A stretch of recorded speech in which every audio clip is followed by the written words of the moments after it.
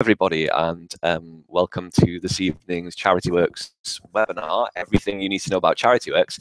It's lovely to see so many of you here. We're just shy of 100 people at the moment, so that's fantastic. It'd be great to see some hellos and things from the text box. I am keeping tabs on that text box, but of course we've got my colleague Freya in there who will be picking up any questions that she can as we're talking through. Hello Louise, and anybody else who is saying hello. Okay, so what I want to do is I want to get going, I think, in the first instance, because we're running a little bit late.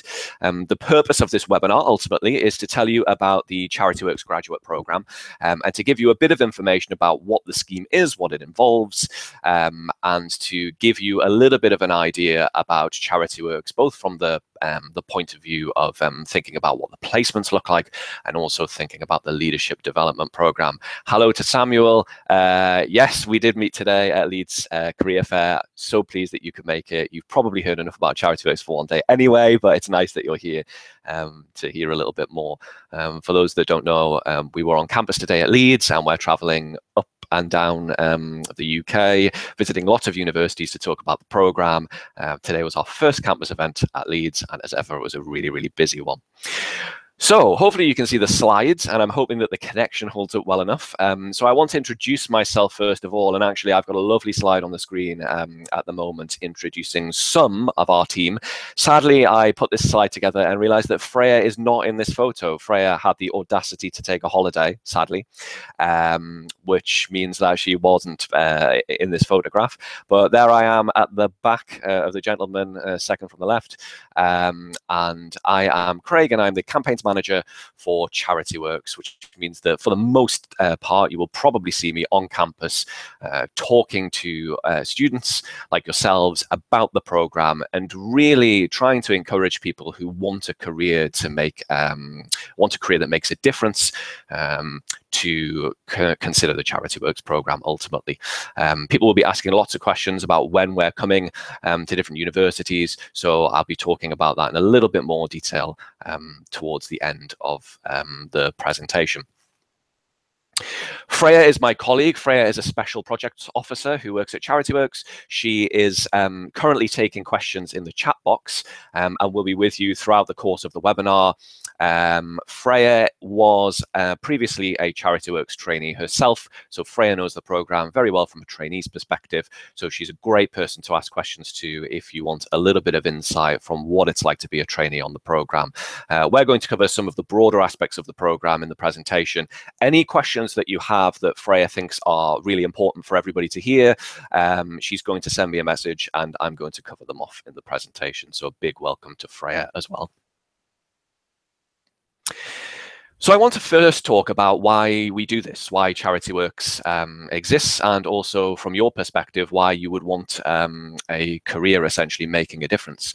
So whether it's rising inequality or an aging population, whether it's big issues like climate change, issues like shortages of affordable housing, the issues involving a lack of funding in social care and the increased demand for social care, everybody in the UK is affected in one way or another by quite a pressing social issue. And essentially, the Charityworks program exists to provide a graduate access route into the sector. You'll probably find that when you're on campus that the non-profit sector is quite honestly fairly underrepresented. So you may have a lot of organizations on campus, big corporates, some charities, some other organizations, and the public sector. But actually, the non-profit sector is pretty much underrepresented on campus. And the UK now needs more than ever talent that is committed to solving some of these big social issues. So the non-profit sector itself needs that talent. The reason for that is ultimately to serve their beneficiaries with great talent and great leadership. We can solve some of these UK pressing social issues and create better lives for the beneficiaries of those charities.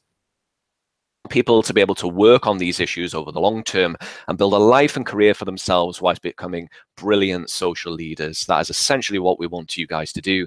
Charityworks is, of course, wonderful for students and graduates entering the profession, seeing it as an entry route, but ultimately it's there to serve the beneficiaries, and the beneficiaries gain by having excellent leaders across the sector as a whole. So the big question that I want to pose to you tonight is, could you see yourself building a career that changes the world for a living? I don't want to dwell on that slide for too long because there's a massive typo on it. However, that's what I want to ask. Could you see yourself building a career to change the world for a living? So what I want to ask as a next step question is what you associate with the non-profit sector. You may have heard the non-profit sector refer to other things. The third sector is one, quite an old terminology to use. The charity sector is another, although non-profits also encompass other organizations that aren't charities as such. So yes, I'd love to know what you think of when you think of the non-profit sector. I'm keeping tabs on the chat box. There is a slight delay, so I might pause for a moment just while a few people shout some things out in that chat box. Yeah, words that you associate or things that you associate with the non-profit sector. So I always associate campaigns and campaigning. It's something that I love to do. It's something that I pick up on. It's something that I see happening in the non-profit sector that's really important. What do you see? And there's no wrong answer. Well, there are, but yeah, I'm being kind. So I'll see what you come up with in the text box. So Susie, human rights, yeah, absolutely. Lily, enacting positive change, of course. These are really, really broad strokes. Fundraising, yes, very, very common. People before profit, very, very interesting. Third sector equals tough to get into. Yeah, that's very true, Andrew, and that's part of the reason Charityworks exists. Yeah, fundraising is a big one. Fundraising definitely is. More broadly, it's about helping others. And yes, marketing. You think of government. Well, yeah, government is considered more so as the public sector, but certainly government has a role to play. That's right. Policy is another interesting area. Sustainability. Yeah, some people mentioning particular cause areas. Animal welfare has popped up there, environmental, non-governmental organizations. So that's really, really interesting, really, really good. So I'm going to share with you a few pictures of what some people think of when they think of the non-profit sector, and some people think of charity. Well, ultimately, a lot of people immediately think of charity shops, actually. One of the things that jumps into mind. A lot of people will think of aid, and particularly overseas and international development. Aid-based organizations, particularly around poverty alleviation, quite a commonplace for people's minds to go to when they think of the non-profit sector. People think of fundraising in the capacity of people being out on the street and asking you for money. That's typically something that people think of when they think of the non-profit sector more broadly. This is a grey image of people campaigning, essentially. So campaigning for change, which somebody's already mentioned in the text chat box. This is this was unbelievably the only picture that I could find that was related to government lobbying, which is what this is supposed to represent. However you feel about that particular politician and political figure on the left of the screen, potentially we should be keeping those thoughts to ourselves for a moment. That is actually, I'm pretty certain that's Melinda Gates there, but there we go. Anyway, interesting images. So the non-profit sector encompasses a whole host of different things. Some things that you may or may not have mentioned. When we think about particular roles and jobs in the non-profit sector, we are often thinking about things, yes, like campaigning and frontline services, but also thinking about things like business development, policy and research, volunteer management, marketing and PR, running events, analyzing data. So in actual fact, really broad in terms of the kind of roles that you can get into. The non-profit sector, non-profit organizations run like most organizations. They need finance, HR, corporate roles as much as they need policy, business development roles. So very, very diverse. A lot of people mentioned a number of cause areas, actually. So some people obviously focused on international development. It's quite a popular and well-known cause area, but the arts is also part of the non-profit sector. Animal welfare, children and young people. There are many armed forces charities, community finance organizations, healthcare, homelessness. Housing is a big one, particularly in the wake of a lot of issues in social housing at the moment. Everybody will be aware of what happened at Grenfell on the news. Social housing is becoming a much bigger issue. There is a huge demand for housing more generally in the UK, but housing some of the poorest and most vulnerable people really important. Student engagement. Not a lot of people think of this, but actually Students' Union fall within the non-profit sector, as do infrastructure bodies. That's normally organizations that support other charities. We also have foundations and grant makers. Again, not a lot of people think of, but really important in providing funding to organizations. Human rights, somebody mentioned in the text box, and advocacy.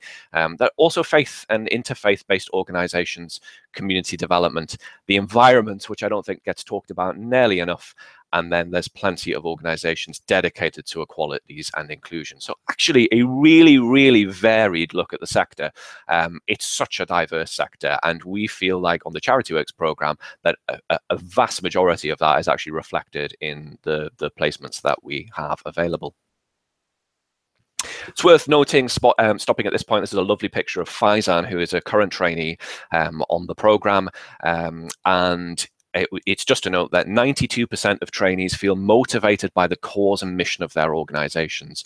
So hopefully some of that just whistle-stop tour of what people think of the nonprofit sector, and more generally what the nonprofit sector can look like in terms of roles and cause areas, has resonated with you, because it certainly resonates with our trainees. So many of the trainees feel, and this was taken from our last year's intake, their second survey, feel really motivated by the cause of the mission in which they're working.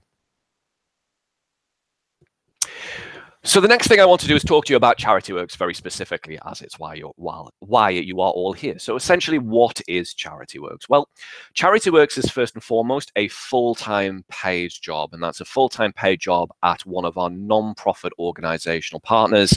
I'm going to go on to what some of those charities look like in a moment.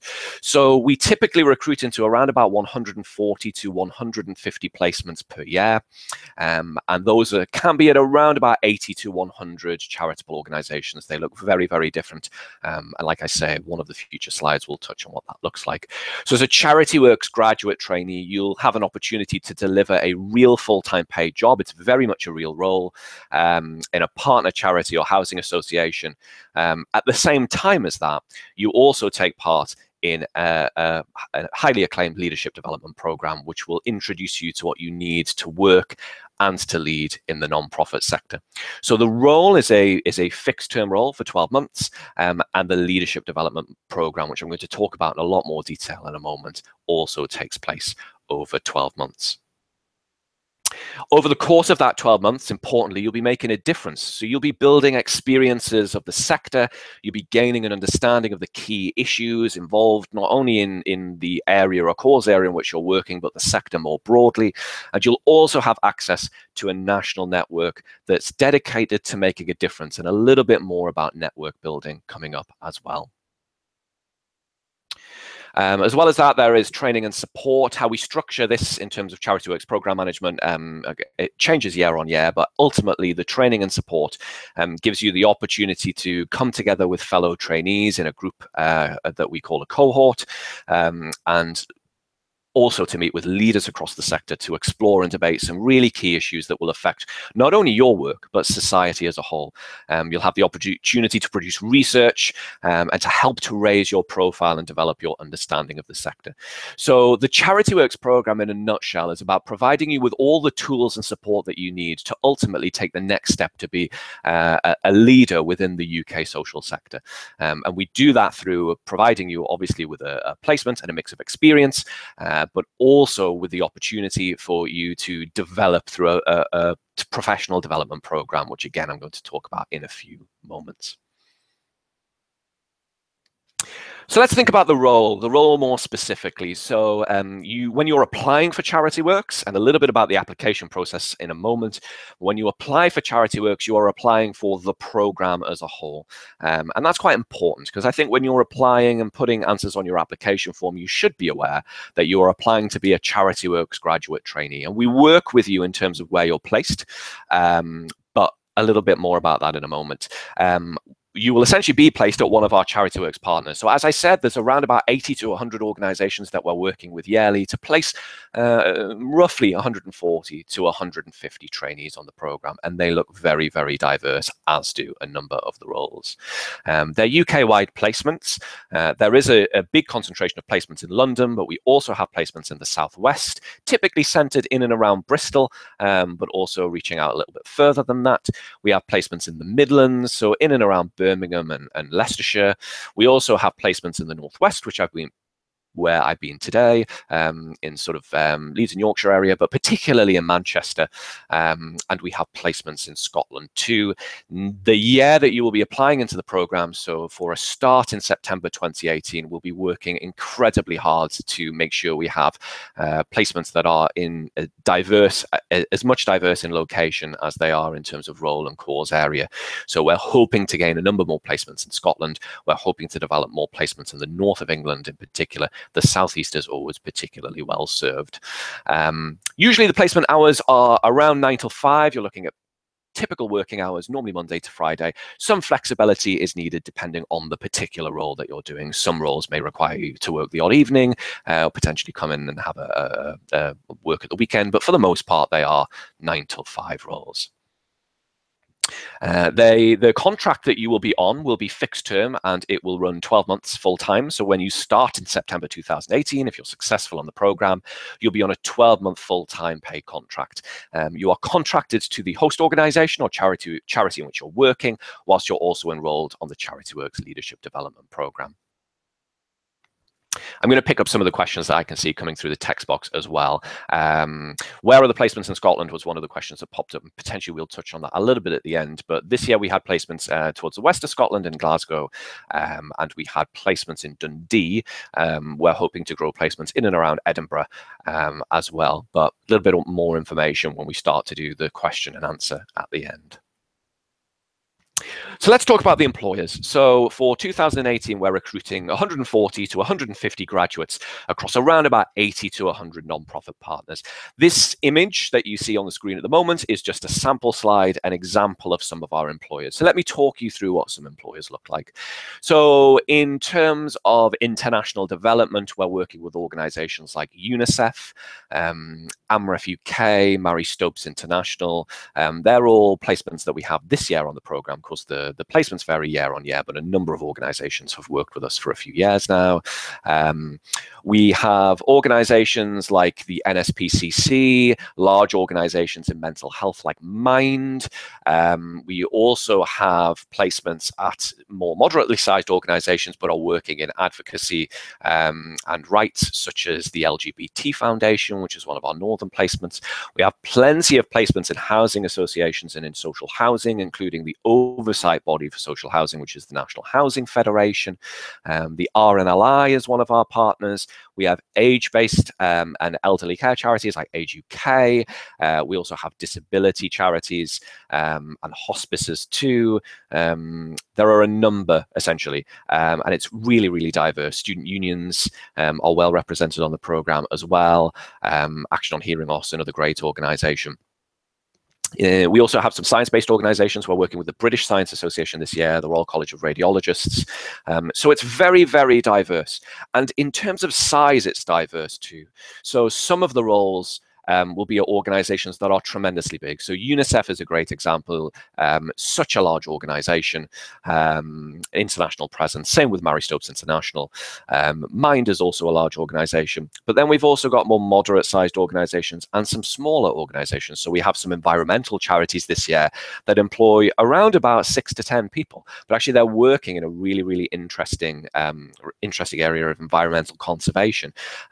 So really, really mixed in terms of what placements are available and what our employers look like. That list will change every year, but for the most part, a number of these organizations have worked with us year in, year out. Some have worked with us since the Charityworks program began in 2009. There are a couple of other employers, I think, on here that are no longer working with us. And actually, this is a slide from last year. So it's worth checking out our website, where we have a much more comprehensive list of partners that we have worked with in the past. I want to talk to you a little bit about what a placement can look like on Charityworks, because we've talked about organizations and we've thought about cause areas and the kind of cause areas that they may be in, like mental health or human rights. But we haven't talked much at the moment about what a placement can look like. Now, the placements are as diverse as the employer organization. So an example, we have placements that are on the front line. So what I mean by front line is usually contact that you have with beneficiaries. That could be in volunteer management. It could be in something like operational services. You'd usually potentially be working directly with service users. You could be doing things like identifying an unmet need in service provision. You could be reporting to commissioners. Essentially, these are roles that are at the real sort of coal face of the nonprofit sector. We also have roles in research and policy, very, very popular. And when we're thinking about research and policy, we're thinking about obviously conducting research, writing reports, but also producing data analysis, preparing public statements or briefings. Often these roles can kind of lie in a very kind of fine line between the nonprofit sector and government. So a lot of these roles can involve either briefing for government or essentially supporting your organization to respond to or to prepare a response for a government consultation. So very, very varied, really interesting roles in research and policy. We also have roles that can be particularly quite corporate, so internal comms and HR. Those kind of roles are things like developing and maintaining HR policies, responding to internal customers, really, really interesting things like delivering and managing training and support and management of staff. So actually improving the quality of learning within an organization that can really, really have an impact on that internal structure and therefore ultimately on the beneficiaries in which they're serving. You could be responding to internal customers, delivering and evaluating internal comms strategies. It's such an interesting area in the nonprofit sector at the moment, because what you'll find is that a number of organizations are really trying to tackle any sense of disconnect between those that work at the front line and those that work in particularly corporate roles. And what I mean by that is roles that are in, say, finance or administration, compared to those that are seeing service users on a day-to-day basis. And it's really, really important in the nonprofit sector that there isn't much of a disconnect there, that actually there is a connection between what's going on at the coalface and what's going on in the back office. So there's some really exciting roles about how you can make that happen. My personal favorite, comms and campaigns. So that could be developing and delivering public campaigns to either raise awareness or potentially support fundraising, raising a charity's profile, managing comms and products like social media, promoting a cause through public relations, producing promotional material, very, very diverse in terms of what that looks like, and super interesting as well. So raising awareness of a charity's profile, supporting fundraising, things like that. We also have roles in business development and also fundraising. So that's typically supporting income streams, developing new business.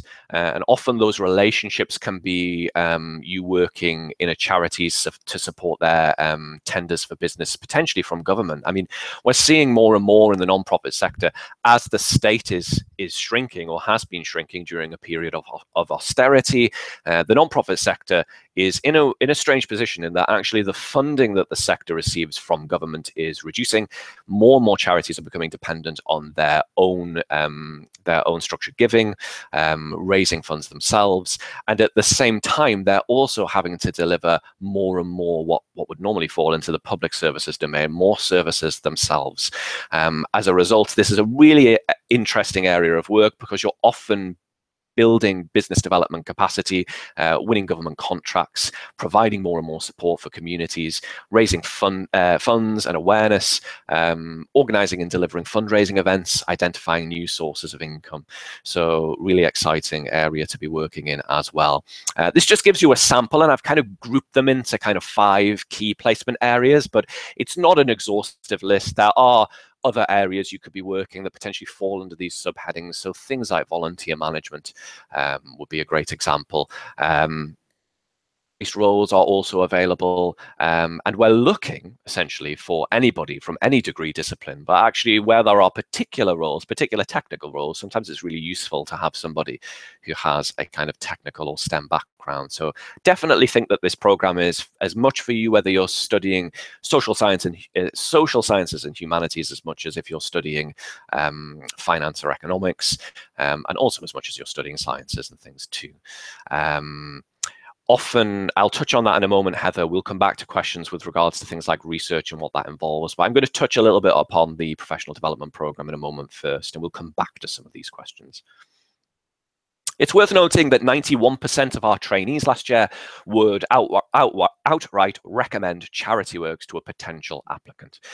So over 9 in 10 would say, absolutely, no questions asked, we would recommend Charityworks to a potential applicant.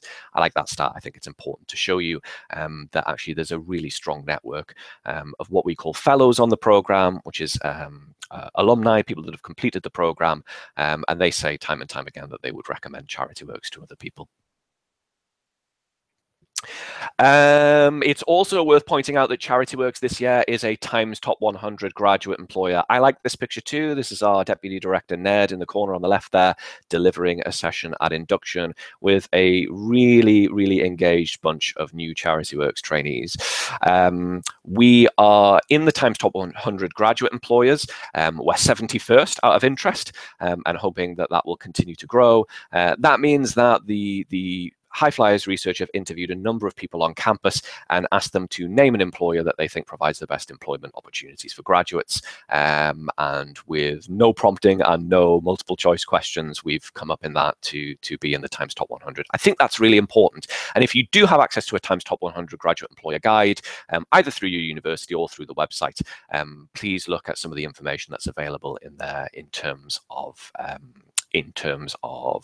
us and in terms of thinking about the program as a whole. So let's talk about a little bit about the leadership development program. So alongside this placement at one of our charitable organizations, you will take part in a leadership development program. It's worth noting that this isn't a qualification program, so you don't come out with a qualification at the end of it, but the program is endorsed by the Institute of Leadership and Management. So alongside your placement, you take part in an Institute of Leadership Management endorsed leadership development program, which is a mouthful to say when you've been talking about Charityworks all day on campus. Essentially, this program will give you an understanding of the key issues affecting society and the non-profit sector. And the idea is to help you to perform in your role, first of all, so whatever that role might be, but also to give you a more kind of general knowledge and skill set for building networks, and also more general knowledge about the sector for thinking about your future life and career development. The leadership development program is run by Charityworks itself. It's worth noting at this point that I put the name Choreo on the screen. Choreo is the organization that ultimately runs Charityworks and is an ILM center. So this is an ILM endorsed program. Like I say, must reiterate, not a qualification program, but you must complete certain aspects of the leadership program in order to achieve what we call fellowship status, where you become a Charityworks fellow. And a little bit more about that in a moment. So let's think about what this leadership development program looks like in practice. So there are a number of components to this development program, and the program itself leads you to be in a position come the end of that 12-month period where you are an emerging leader within the UK social sector. So first step is, and one thing that you will cover off in this is impact research. So you'll conduct 2 detailed pieces of independent research assignments. Now, these are not wholly academic pieces of work. In fact, they're not really academic pieces of work at all. So these are pieces of work that must have a tangible impact. Firstly, one piece of work will have a tangible impact on the organization in which you're working. So think of it more like a piece of a business report, and one will have a tangible impact or some impact more broadly on the third sector as a whole. So thinking about what that looks like in practice, we had a graduate trainee on the program, and she worked for the National Housing Federation. She did her impact research on the effect of Brexit, predicting the effect of Brexit and what that would have on the UK social housing market, what impact it would have on UK social housing. She did this as a piece of Charityworks research, but she's since delivered this to, it's become one of their, a document that they've used in a number of different guises. She's delivered it to people that are related to government and also within the non-profit sector. So impact research is as much about you developing your research skills and putting them into practice in reality in the non-profit sector, but it's also very, very much about you building your profile within the sector. Really great pieces of impact research can be repackaged and put out as press releases. Really, really great pieces of research can go out to places like Guardian Voluntary, third sector publications, and as a result, it's a really big opportunity for you to raise your profile. It's also part of the marks component of the leadership development program. You need to pass those pieces of impact research in order to achieve the fellowship status on the program.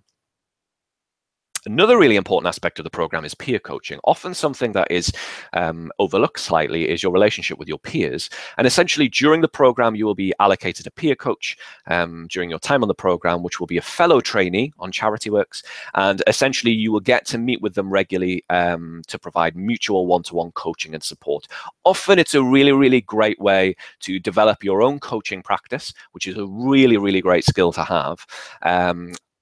Supporting somebody else, and also to be supported quite often with live work-based issues as well. Often peer coaching works really well if you have live work-based issues and you have somebody to talk about who's also on Charityworks but not working in your organization, for example. So yes, absolutely super important and really, really useful thing to have on the leadership development program. Mentoring, again, most people, when they think of leadership development, will think of mentoring. So you get matched with a mentor on Charityworks. Now, this mentor is not normally somebody who is working at your organization. And there's a good reason for this, because actually a mentor should be able to provide you with a bit of a sounding board and also an external perspective thinking about the program. So when you are being mentored externally by somebody else who isn't working in your organization, it often gives you a little bit more of an opportunity to think about your future career development. Where do I want to be in 2 to 5 years' time, for example? Your mentor will be a Charityworks mentor. They will normally come from a different organization from one of our partners that we work with. So it could be a leading person within one of our charitable organizations, could be a professional coach, usually as a senior or further along the line sort of leader within the nonprofit sector. And that is a really fantastic thing to have. Mentoring support is so important when thinking about your career development, and to have access to somebody who's pretty senior going in the sector is really, really useful during your time on the program. On part of this leadership development program when we open up to the Q&A. I know Freya's doing a great job in that chat box. I am seeing that. I am seeing Freya answering frantically to a number of questions, but don't worry, there will be time at the end for us to answer questions more generally in the Q&A. There's also conferences. So you will come together with your cohorts. Essentially, I'm just flicking back. Oh, we've missed learning sessions. I knew I'd missed something. Learning sessions are an opportunity for you to come together with the rest of your cohort. So your cohort will comprise probably about 20 to 25 trainees in total.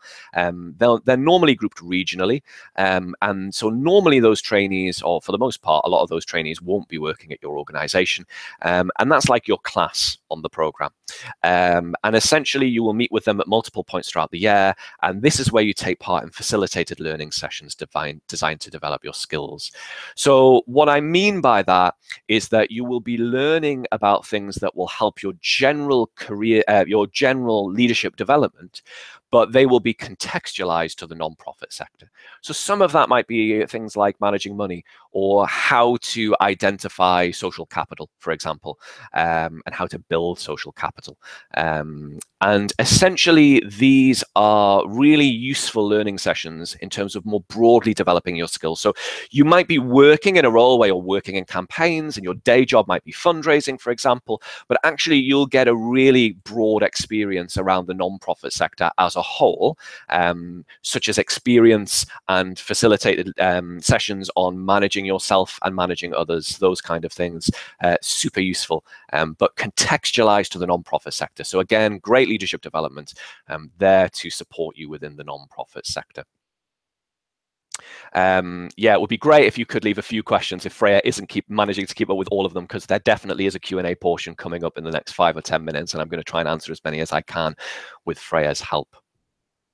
So we've talked about coming together in your cohort, but you also get to come together, all the cohorts, in whole cohort sessions or conferences, essentially. This is when all trainees, all 140 plus of you, will come together to attend national conferences, usually in London. Expenses are paid by your host organization to get you there. And I should note that most of this development takes place during working hours. So if you have a session, a learning session, it will be a day out of work to take part in that learning session, for example. The impact research, again, some of it should be factored into your time at work. Some people spend a bit more time on that impact research, which does sometimes spill into evenings, for example. But the program is designed to run concurrently with your full-time job. So you'll come together with cohorts and attend conferences. These are incredible. I sadly only was able to attend one conference myself last year, and we got to hear from great speakers. We got to hear from Carl Miller from Demos, which is a think tank. He's a fantastic speaker. Really great to hear about particularly around about people's perception within politics. And also I found it really, really interesting learning about how people are kind of confined to their echo chambers sometimes, and their sort of perception of what politics looks like, particularly in the context of the nonprofit sector. We have some great speakers, some key leaders from our network will come to speak, and it's a great chance for you to network with them as well, and a great chance for you to meet all the trainees on the program too. It's worth noting, highest stat of the night, I think this one, 96% of trainees value the relationships that they're building on Charityworks. This is a lovely picture taken from a few weeks ago of our 2017 intake at their induction. It highlights quite strongly that actually it's relationship building. So there are actually the picture doesn't, because they're all staring at a whiteboard, but the fact that they're building relationships is so important. So they're building relationships, or you're building relationships with one another as peers on the program, with the Charityworks network and with us, with partner employers, obviously including your own, but of course the opportunity to meet other employers. You're also building relationships within the workplace, and then you're building relationships with your mentor and your peer coach as well. So a lot of supported learning. We like to think of it really as high support, but also high challenge. And high challenge learning is so, so important when we're thinking about escalating you into leadership positions within 12 months of being on the program, and developing you as a leader within the nonprofit sector. So let's talk finally, before I open up the Q&A, about recruitment and selection, and what we're looking for and what that looks like in practice. So first of all, we are looking for any degree discipline, completely open. We're looking for people that are expected to have or have achieved a 2-1. You must have graduated, of course, before you take up your placement in September. We also welcome postgraduates. I had a number of conversations at Leeds on campus today from a number of postgraduate students. I'm not sure, Samuel, if you were one of them, but essentially the postgraduates make up a fairly sizable chunk of our trainees, and we see a big mix. But you know, it's a 2-1 is the minimum that we are looking for, 2-1 bachelor's degree. We're also looking for you to demonstrate at least one piece of experience that demonstrates your commitment to social change. And this often throws a few people, and we get some questions about this. So let me talk about what this means in practice. So for us, it's way more important for us to see your potential to succeed on this program more than it is for you to have bags and bags of experience in the nonprofit sector. It's a challenging sector to get into. Somebody pointed that out at the very, very start when I asked you all about what you think of the nonprofit sector. Somebody said a challenging sector to get into, and it absolutely is. Andrew Lightfoot, who said that, so shout out to you for doing that. The piece of experience that we're looking for is for you to be able to demonstrate that you are committed to social change, that it's something that drives you and something you're passionate about. You will get the most out of this program if you are passionate about making a difference with your career.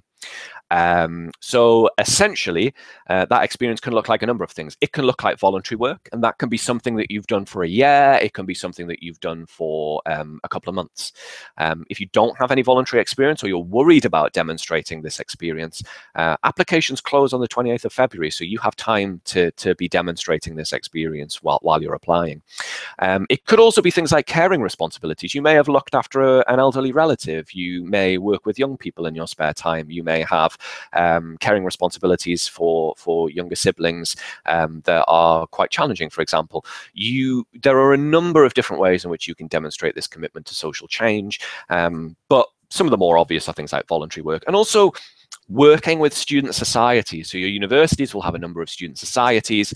Raising and giving groups are a great example. So the RAG groups, lots of places where you can demonstrate this, and actually we look for this when you're applying. And okay, Samuel is in his final year of undergraduate. That's interesting to know. We're also looking for you to demonstrate the following competencies. So these competencies are present in more detail on the website and what they mean, but I'm going to just touch on them very quickly individually. So we're looking for people with a customer or beneficiary focus, so people that are able to put beneficiaries first or customers first. We're looking for people able to communicate with impact.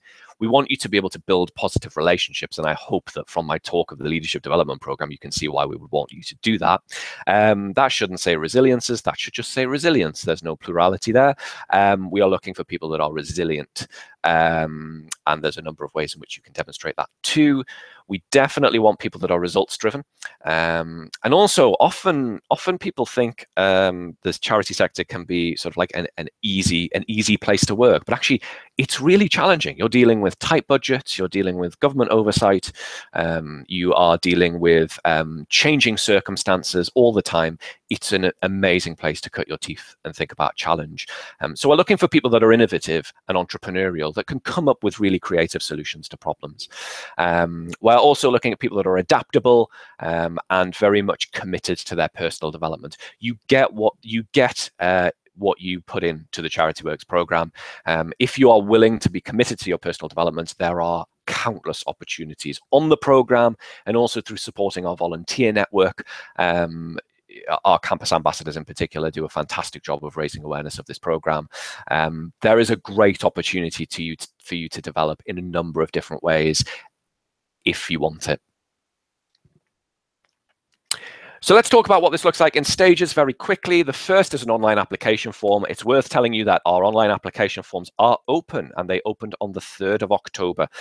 So if you go to charity-works.co.uk/apply, and that address will be at the end, you can start your application. So what I would recommend is that after leaving this webinar, that you go and open an application. If you go over there, put in your details, you start with an email address and you add some personal details, get your application, get the ball rolling on your application as soon as possible. You don't need to answer all the competency questions and submit right now. We are running a webinar to support people with their applications if it is something that you want to wait to do, and more about that in a moment. Once you've completed the online application form and have submitted it, and please, when you are ready, do submit it, or it won't be considered, we will invite you to psychometric tests. And essentially these online tests or psychometric tests, numerical, but the tests, yeah, I know, psychometric test does sound scary, and we always call them online tests. So I will probably get my wrist slapped for calling them anything other than that on this slide. So let's ignore that and let's call them online tests, because actually psychometrics sounds awful. And what they are really is a verbal reasoning test. So where you're given a piece of information and able to draw reasoned conclusions from that. You are also given access to a situational judgment test. So you're given a scenario and you're asked to pick from some select examples about how you would react. Please don't try and answer that in a way you think we want to answer it. I tried that once and I failed. Answer honestly and truthfully. It's as much about you finding out whether this program's right for you as it is about us screening applicants. Definitely don't worry about it, Jessica. They are super straightforward, and it is as much for your benefit actually as it is for ours. And there's also a work-based questionnaire in there too. What happens is if you're successful at the psychometric testing stage, sorry, the online testing stage, we will shortlist your application. It will be looked at by 2 markers independently. It will be passed of any information that could ultimately lead to bias when we look at your application. So your name will be removed and any other additional information, such as where you went to university, will be removed from it. And we will assess it purely on the competency-based questions. The reason for that is to ensure fairness and to remove as much bias or as possible during the process. Unconscious bias, of course. If you're successful at that stage, you're invited to one of our assessment centres. They take place across the country. Last year they were in, I want to say, Manchester, London and Birmingham. I want to say that because that's right and that's where they were. The assessment centres are a mix of group-based activities, written exercises, and a panel interview. So it's an opportunity for us to meet you. It's also an opportunity for you to come together with a group of people that are really, really interested in making a social change in their career. So that's important for you to understand. The assessment centre is a really, really great opportunity for you to meet people. And actually, the first couple of hours of assessment centres in the past, although I can't vouch for exactly how we're going to run them this year, has been about networking and growing networks. So they're a really great thing to come along to, irrespective of whether or not you get through next steps. They're such a friendly environment to work in. Freya will tell you that they are competitive, but very, very warm and welcoming things to be involved in, much more so than some other assessment centres. And yes, 140 to 150 applicants per year. After that stage, we make you a program offer if you are successful, and then we move to placement matching. And essentially, in the placement matching process, you give us your preferences, and your preferences will be around, firstly, probably location. So thinking about where in the country you would be willing to or would like to work. Secondly, about the type of role that you would like to do. Is it campaigns-based? Is it policy-based? Is it working volunteer management, for example? And then thirdly, thinking about the cause area in which you're working. So is there a particular cause area that you're interested in? The more restrictive you are around those 3 things, the more challenging it is to match you. If you tell us that you are restricted to the Northwest, but you only want to work as a policy advisor for an international development organization, you will likely be out of luck, because we can't make the organizations relocate. Essentially, the placements are where they are. So what I would say is that be as open-minded as possible. And you might think that there is a particular area in the nonprofit sector that you just think is for you, but actually you might not know about what roles are available in the nonprofit sector more generally and what they look like. It's particularly true of our trainees that go into housing. They go into social housing and they're like, well, you know, I'm open to it, but I wouldn't really have considered it. And they realize what an amazing place it is, firstly in terms of their development, but also thinking about it as a cause area. We don't want to match you anywhere that you are not happy. We work with you. It's very much a 2-way process on placement matching. If you're not happy with a placement match, you can tell us, and then we go back and we take your feedback on board and look to match you again. It is a challenging process and it takes some time. But the reason for that is we're trying to get the best match for the client first and foremost. They want the best person that meets what they're looking for, because ultimately that will serve the beneficiaries as best as possible. But we are flexible and open-minded about placement matching, and it's very much not a case that you get given a placement. I've heard that mentioned before. That is definitely not how it works. Oh, I want to open to questions and answer. I love this picture too. I think this is coaching triads. I think this is 3 people at our induction this year undertaking coaching triads, which is really nice to see. And they all look super happy, which is also why I picked it. So we're opening up to questions and answers. So I'm going to be looking at the text chat box. The messages do come through a little bit later. Than me speaking. So if there is a bit of delay, that's why I'm mumbling a bit now, just to wait for you to ask some questions. So Isabella, you apply to the program. So you apply specifically to the Charityworks program, and then we work to placement match you at those at a particular organization based on your preferences. So you're not applying individually to lots of organizations, you're applying to Charityworks. We work with you to think about your placement matching. How much information will you have access to with respect to what is available in our geographical area before we have to select role preferences? That's a really good question. And And actually, the honest answer is you probably won't know which roles are available in what area when we start placement matching. Certainly not when you complete the questionnaire and we look at your initial preferences. And what we find is that it varies as well. So this year, for example, in the Northwest, we had only a handful of placements until just before September, when we got a massive influx of placements. So actually, it's really important for you to be as open-minded as possible. But if you're really restricted around location, stick with us during the process. Try to be as flexible as possible if you're very restrictive around location on the other two aspects. Same if it's course area. If you really want to work in a particular course area, try and be a bit more flexible around location and role type, and it works the other way. So the more flexible you can be around one or two of those three things that we look for when we placement match you, the easier that it is. Jade graduated in 2013 and has experience in the sector. Do you need to be a new graduate? No, you don't, Jade. We had people join the program this year who were in their late 20s, who graduated some time ago. We've had some applicants in their 50s already this year. You don't have to be a fresh new graduate. And the program has been or is suitable for people that are fresh out of university as much as it's suitable for people that have worked in the nonprofit sector before, because actually the level of experience in each role and the level of responsibility you might have can vary from role to role. So it's always worth applying if you have had more experience in the sector and in education. There are lots of questions here, so we may have to answer just a few that we can get through, and then follow some of these up. Panel interview, how many in a panel? Usually two, usually somebody from the Charityworks team and usually one of our employers.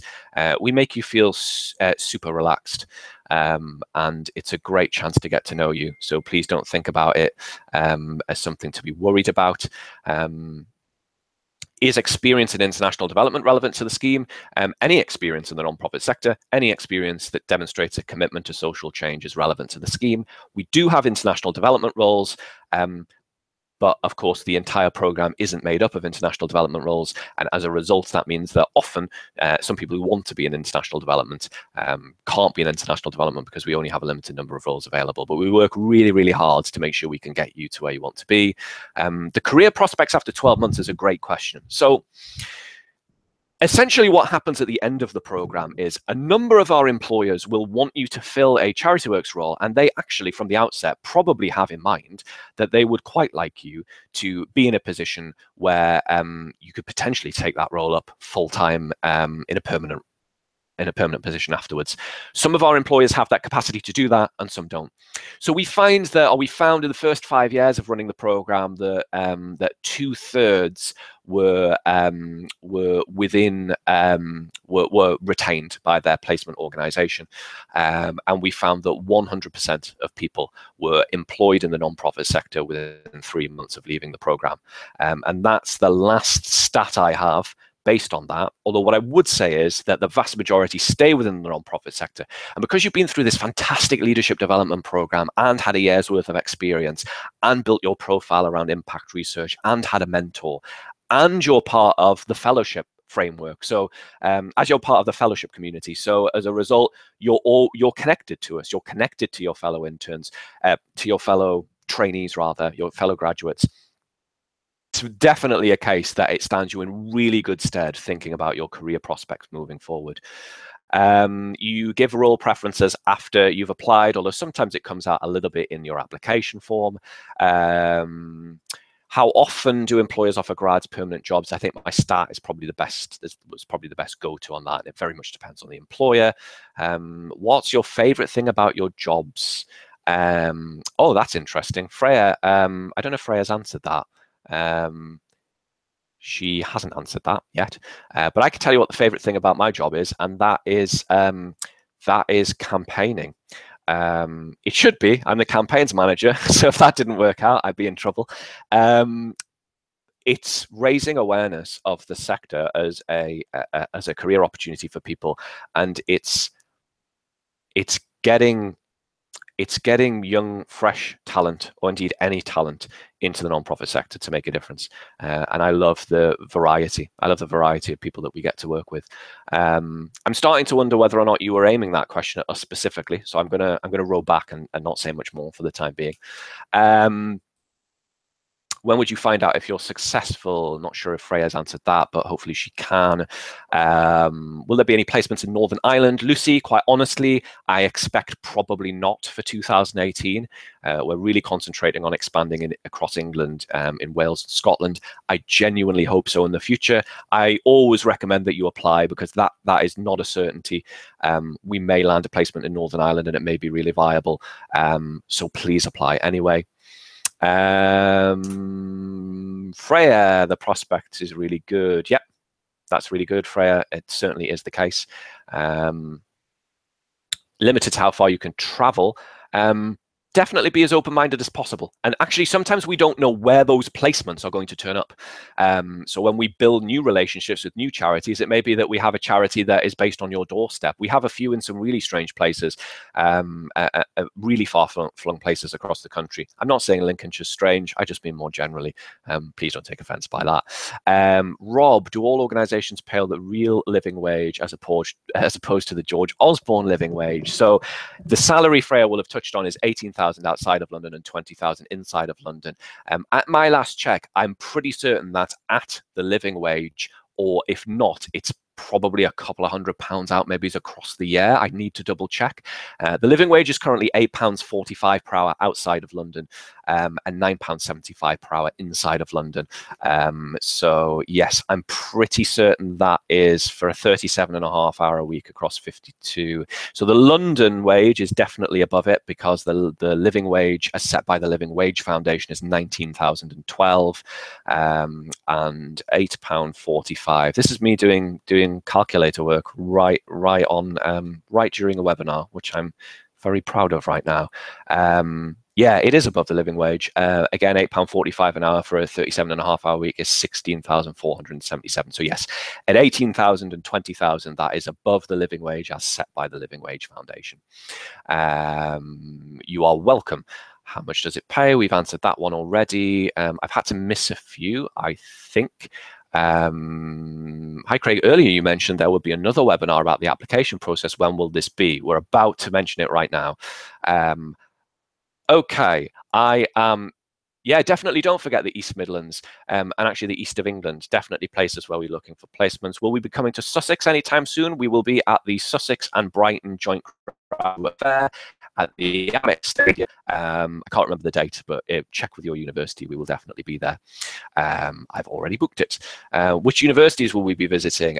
Around about 40 plus, Isabella, and the current list is slightly out of date, but on the website, if you go and click Meet Us and click about universities, there is a list of where we're attending. I need to update that, so I'll probably update that tomorrow, but we're at about 40 universities in total.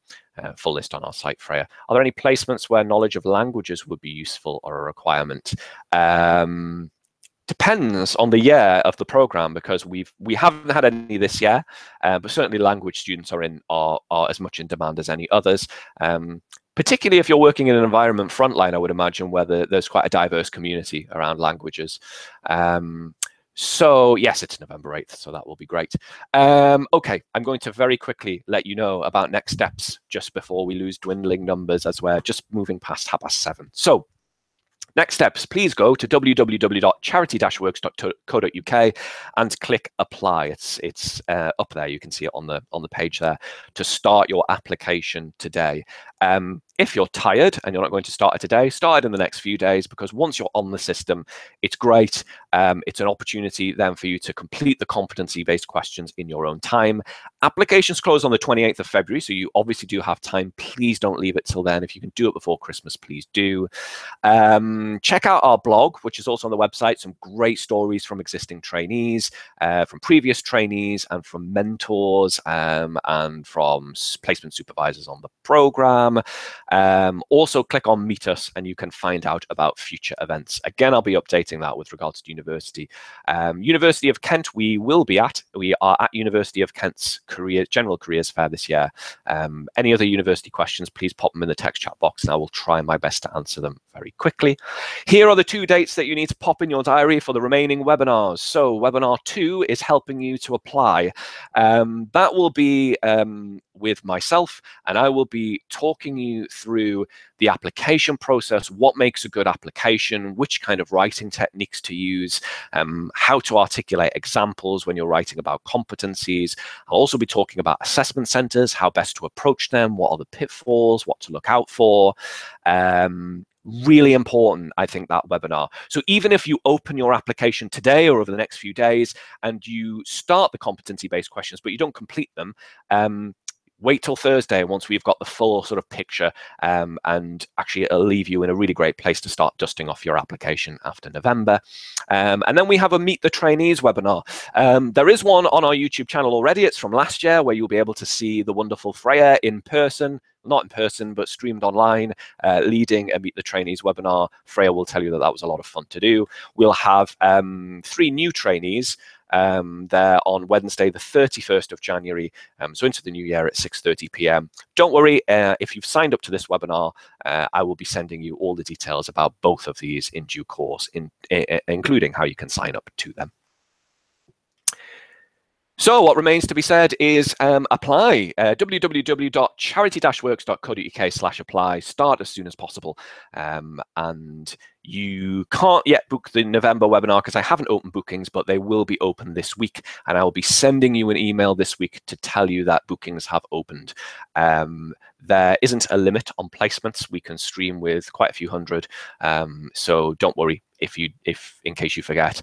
And also, if you're on the website and you click express your interest in the top left and fill in your email details, I'll be emailing you throughout the next few months across the campaign to give you as much information as possible. So it remains to be said, thank you very much for attending. I hope you've enjoyed the webinar overall. If you have any last minute questions or further questions, you can pop them in the text chat box. I have a few more minutes to spare to answer some of those. Freya has done a fantastic job, I think, of keeping on top of all your questions, which is great to see. Thank you very much. So I'll wait for some further questions. Otherwise, thank you very much for watching, and I look forward to speaking to you again at the second webinar in November, and also looking forward to receiving your applications.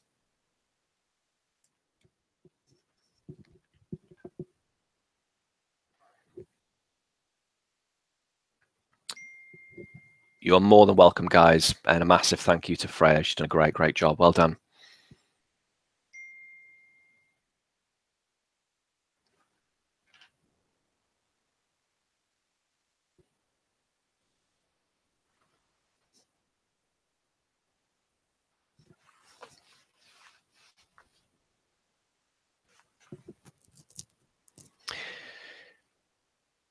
You are all more than welcome. I'll also be sharing the recording of this with you in case you missed any of it too. That will come out via email as well.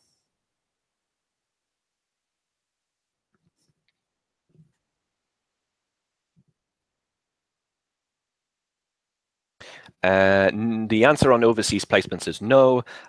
We have placements that all the placements are UK based, but yeah, but what I would say is that it's 12 months experience in the non-profit sector, which could stand you in good stead thinking about pursuing an overseas role potentially in the future.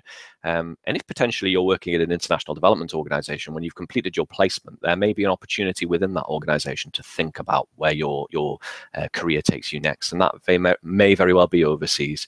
So definitely don't think of ruling out your time on the program because there are no overseas placements. It's definitely a step in the right direction. Assessment centers, I always forget. I want to say June. Freya will maybe remind you.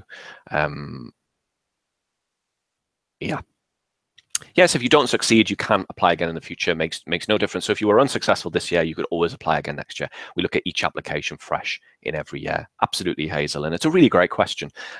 Yeah, there is no stipulation that you can't apply for a set period of time. You can definitely apply again the following year. Yeah, that's great. I love how you guys are telling me when assessment centres are. I really should know this stuff. May and June definitely sounds about right for assessment centres. Seems like such a long time since we had them.